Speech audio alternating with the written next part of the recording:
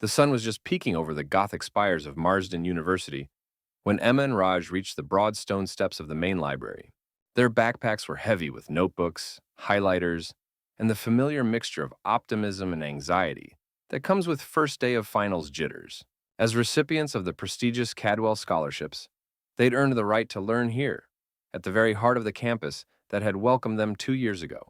Today, like every day this week, they needed every quiet corner and every spare desk they could find to prepare for calculus, organic chemistry, and Victorian literature. Inside, the vaulted reading room stretched before them, sunlight streaming through stained glass windows onto rows of polished oak tables. A hush reigned, punctuated only by the soft thump of pages turning and the distant click of computer keyboards. Emma led the way to the nearest table, propping open her laptop and laying out her formula sheets. Raj slid in beside her, cracking a grin. "We've got this," he whispered, already tapping at his flashcards. Moments later, a sharp voice drifted from the circulation desk. "Excuse me," called the head librarian, Miss Carter, clipboard in hand and spectacles perched on the end of her nose. Her own posture was impeccable, the sleeves of her cardigan rolled back to reveal a silver watch. She peered down at Emma's student ID pinned to her lanyard. "I'm sorry, but this section is reserved for graduate research fellows. Undergraduates aren't permitted here during peak study hours." Emma blinked up at her. I'm a Cadwell scholar," she began, cheeks flushing. "My scholarship endows this library. We fund the building's operating budget." Ms. Carter's lips thinned. "Rules are rules. You'll need to study elsewhere." Her tone allowed no argument, and already she was tapping at her clipboard, as if checking the weather rather than denying students their place to study. Raj stretched and gathered his papers. "Is there another area?" he asked politely. "The basement carrels are available," Miss Carter replied without looking up. "If you're quiet enough." Instead of offering kindness, her dismissal felt like a blow. The two students packed up alongside the other undergraduates who had also been shooed away, business majors, history buffs, nursing students, shuffling out in a silent caravan of frustration. Down in the basement, the fluorescent lights hummed and flickered, cubicles open onto narrow aisles, each desk no larger than a coffin lid. The air smelled of mildew and old coffee. Emma dropped onto a creaking chair, her textbooks stacked haphazardly on either side. Raj leaned against the cold concrete wall. "This can't be right," he muttered, pulling his calculator from his bag. Emma sighed. "We came here first," she said, voice low. "We deserve a fair shot at the best space." She pulled out her phone and scrolled through the scholarship handbook. The Cadwell family's endowment covered every staff salary, every new acquisition of volumes, every upgrade of the heating system. Undergraduates might have to wear the library's shelves like a second skin, but without their scholarship, the building itself might not exist. Across campus, word of the expulsion from the reading room spread like ink blots on blotter paper. Friends sent texts, "Ms. Carter turned us away, too. Maybe we should see the dean. This is ridiculous." By mid-morning, Emma and Raj had assembled a small group of fellow scholarship recipients in the student union, whiteboard and coffee in hand, plotting how to reclaim the spaces that their generosity had built. They drafted polite emails to the provost, collected screenshots of scholarship terms, and rallied a dozen allies to join them in the fight for every square foot of study space. Back in the basement, sunlight faded into the humming gloom. Emma pounded the edge of her laptop. "We'll go back tomorrow," she declared. "We'll show her the facts, show her she can't turn away the ones who make this library possible." Raj nodded, stuffing his notebooks into his backpack. "No more half measures," he said. "We'll get our place back." As they climbed the stairs toward daylight, the challenge before them felt enormous. But so did their determination. The grand reading room loomed above them, its windows whispering of knowledge and opportunity. Emma squared her shoulders. Tomorrow they would knock on its oak doors once more, armed not only with their books, but with the truth of who truly funded the spaces they sought. By mid-morning, Emma and Raj found themselves expelled from the cavernous hush of the reading room and wandering the labyrinthine corridors of Marsden's oldest buildings. They checked door after wooden door, semicircular lecture halls, dusty faculty lounges, the even more forbidding basement vaults of the archives.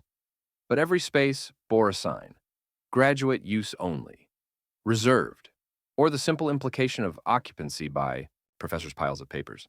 In Lecture Hall 204, empty since spring break, they set up half their materials on the polished floorboards, while classmates filed in for a film screening. Whispers of "get off my seat" chased them into the hallway. At the Alumni Center Cafe, the low murmur of conversation and the rich scent of espresso offered a tempting refuge. But the tables were all claimed by student organizations poring over laptops and straw-stained notebooks. Emma perched on a high stool at the counter, balancing her tablet and textbooks on a narrow ledge, while Raj ducked under a ringing phone to paste flashcards to the ceramic tile. The din of orders, paninis pressed, smoothies blended, latte art pronounced extra hot, pounded in their ears as they tried to memorize formulas through the clatter. Outside in the quads, the manicured lawns and ivy-clad walls reminded them how far from sanctuary they had been driven. Passers-by stared curiously at their heavy backpacks and stack of reference volumes, their campus IDs dangling like dog tags. Emma sank onto a concrete bench beside the central fountain, its water fountains blinking cold in the autumn air, and let exhaustion wash over her. "I feel invisible," she said, voice swallowed by the rustling of golden leaves. Raj folded the edge of his notes, scanning the library's opulent reading room through the wrought iron gates. From here, every carved oak desk and every glowing lamppost called out as though built expressly for their use. Until yesterday, they had believed it was. That afternoon, word of their predicament spread like wildfire through student group chats and campus forums. Sympathy posts bloomed on the university's social media, tagging the administration and demanding action. A few poetry majors who had escaped the library's banishment joined their makeshift study gathering near the fountain. One offered to lend her quiet reading nook in the graduate physics building. Another rallied the Honors Council to reserve a corner of the student lounge exclusively for scholarship scholars. Bolstered by this show of solidarity, Emma and Raj decided to approach the dean's office directly. They printed copies of the Cadwell Scholarship Agreement, highlighted clauses detailing the endowment's provisions for library funding, and rehearsed a calm, respectful appeal. By the time the late-day sun gilded the campus clock tower, a small procession made its way to the dean's paneled suite, Emma clutching the scholarship paperwork, Raj balancing a stack of policy pamphlets, and 3 undergraduates ready to testify. Each carried the weight of hours spent in make-do study spots, notes tagged with coffee rings, annotated margins scribbled on the backs of menus. As they ascended the marble steps to the dean's door, their resolve solidified. They would reclaim the space they had earned, not with anger, but with unassailable proof that the very funds powering every new book, every librarian's salary, every glowing terminal in the stacks sprang from the generosity of their own scholarship. In the shadow of the library's grand facade, they paused, squared their shoulders, and prepared to knock once more, this time certain that the doors would open to welcome those who made the library possible. Emma couldn't stop thinking about the oracle quiet reading room she'd been barred from, each oak table a monument to silence and study, until, late one evening, she stumbled upon a clue that set everything in motion. Back in her cramped dorm room, she logged into the university's donor database, one of the perks afforded to Cadwell scholars. She typed Cadwell into the search bar and watched as a PDF report titled Endowment Impact Summary appeared on her screen. Her eyes widened when she saw the line, Annual Library Operations Supported by Cadwell Endowment, $4.2 million. Beneath that, a breakdown of salaries, acquisitions, digitization projects, and 24/7 staffing hours glowed in bullet points. Every late-night shift by Miss Carter, every new journal subscription, every glossy hardcover volume lining the stacks, the students' own scholarships underwrote it all. Emma felt a thrill of vindication pulse through her veins. She grabbed her phone and called Raj in a whisper. "You'll never believe this," she hissed. When he arrived 20 minutes later, she showed him the screen. His eyebrows climbed so high they nearly vanished into his hairline. "We literally bankroll the place," he murmured. They leaned together over the monitor, eyes tracing each figure. The cost of electric lights in the reading room, the maintenance of the climate-controlled rare books wing, the $500,000 set aside for expanded study carrels. It was all there, documented in black and white. They photographed every page with their phones, careful to capture the date stamp and header. But the digital revelation wasn't enough. They needed physical proof, something they could deftly present to Ms. Carter and the dean. At dawn, Emma and Raj slipped into the main hall just before classes began. The library's donor recognition wall stood beyond the circulation desk, an elegant bronze plaque etched with names of families whose generosity had built the building. Emma's breath caught when she spotted the Cadwell Foundation emblazoned at the top, its letters gleaming under the soft foyer lights. A nearby exhibit case held the library's original charter, framed and displayed. Inside the glass sat the signed agreement between the university and the Cadwell trustees, complete with the scrawled signatures of both parties. Raj photographed the plaque and the charter from a respectful distance, careful not to disturb the display or draw attention. Armed with digital and physical evidence, they retreated to the student union, where their allies, Morgan from the Honors Council, Tyler from the debate team, waited. The group huddled around a battered wooden table, laying out smartphones, printouts, and photographs like a tactical map. Emma printed 2 copies of the donor summary and one of the plaque photo. Raj organized them into clear plastic sleeves. Morgan drafted a concise memo addressed to Dean Hallstrom, outlining the scholarship terms and highlighting the library's dependence on their endowment. Tyler wrote bullet point talking notes. Cadwell funds 68% of library budget. Scholarship agreement entitles recipients to full library privileges. Denying access contradicts donor intent and university policy. They rehearsed their approach in hushed tones, taking turns playing both student and librarian. Emma practiced her calm opening. Ms. Carter, I respect your rules, but the Cadwell Scholarship Agreement explicitly includes library access as a core benefit. Raj refined his closing. We hope you'll recognize our shared investment in this institution and restore our full study privileges. By mid-afternoon, confidence replaced their earlier frustration. They were no longer petitioners, begging for mercy, but stewards of the library, armed with proof that they belonged. That evening, they delivered Dean Hallstrom's envelope to the administrative office, slipping past sleepy security with a nod and a soft, "Thank you." Then, under the amber glow of the lamppost at the quad's edge, they exchanged determined glances. The next morning, they would knock on Miss Carter's door, documents in hand, and demand the space they had earned and funded restored. As they walked away under the canopy of oaks, Emma felt a quiet excitement. Tomorrow, the library would open its doors wide once more to those whose generosity made it possible. A cool draft slipped through the hallway as Emma, Raj, Morgan, and Tyler approached the heavy oak door of the library's main office, each clutching a clear plastic sleeve containing their proof. Screenshots of the endowment report, a photograph of the donor plaque, and a printed copy of the Cadwell Scholarship Agreement. Their steps, once hesitant, now carried purpose. Raj knocked firmly, and they exhaled together as the door swung open to reveal Ms. Carter's stern profile, framed by shelves of legal volumes. Emma took a deep breath and spoke evenly. Ms. Carter, we'd like to discuss our library privileges. She placed the donor report on the desk. This shows that the Cadwell Endowment funds $4,200,000 annually for library operations. Ms. Carter's eyes flicked to the page, her lips tightening. Emma slid across the photo of the bronze plaque. Our scholarship agreement entitles us to full access, the same as graduate fellows. Ms. Carter leaned back, arms crossed. Rules are rules, she said softly, though her voice lacked conviction. Raj stepped forward, handing her the scholarship charter. We respect the need for quiet study, but excluding us contradicts the very donors who built this building. He met her gaze, calm but resolute.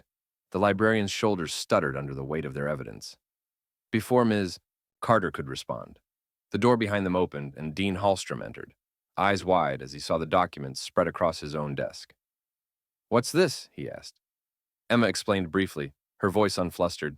The dean adjusted his glasses and murmured, I wasn't aware of this policy. He rifled through the scholarship terms, then looked up at his staff. Ms. Carter, did you notify me before enforcing this restriction? His question hung in the air like a reprimand. Ms. Carter swallowed, glancing at the plaque photo. I assumed undergraduates needed to earn their place, she admitted. The dean's expression softened. This library stands on donor generosity. We honor those gifts by granting access to those donors' beneficiaries. You cannot deny these students a space they made possible. His tone was gentle but final. A hush settled in the office as Ms. Carter nodded, flushing with contrition. She gathered the papers and slid them into a folder. Turning to the students, she managed a small, apologetic smile. You have my sincere apology. Officials below me will revise the policy immediately. She pulled open a drawer and produced fresh passes. Please take these. You'll have full reading room privileges henceforth. Outside the office, sunlight glowed through the tall windows as Emma rejoined her friends, passes in hand. They moved down the corridor, toward the grand reading room as a united group. When they stepped inside, the carved oak tables and glowing lamps seemed to welcome them home. Emma sank into a chair, Raj opened his laptop, and Morgan spread her index cards across the desktop. Tyler draped his jacket over the back of the chair.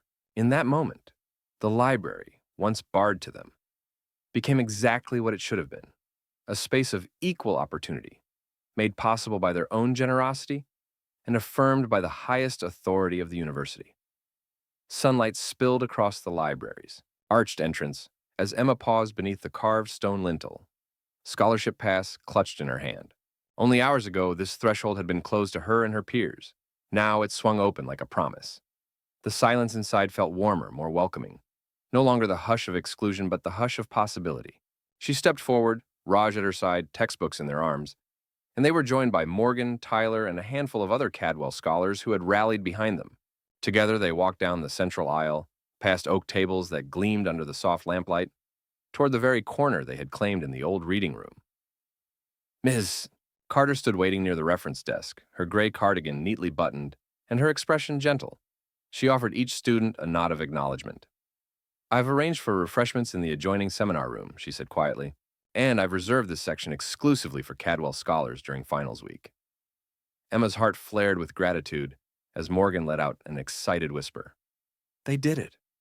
Raj caught Miss Carter's eye and raised his cup of coffee in a brief salute.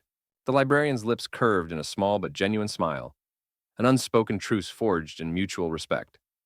In the seminar room, whiteboard markers and notepads waited beside a table strewn with bagels, fruit trays, and crafts of tea and coffee. The dean, flanked by two assistant librarians, stood at the center, welcoming the scholars. "Today we honor the spirit of scholarship and generosity," he said, voice resonant. "This space belongs to you as much as it does to anyone. Thank you for reminding us why we build libraries in the first place." Applause rippled through the group, mingling with the clatter of mugs and the murmur of students rediscovering their joy in study.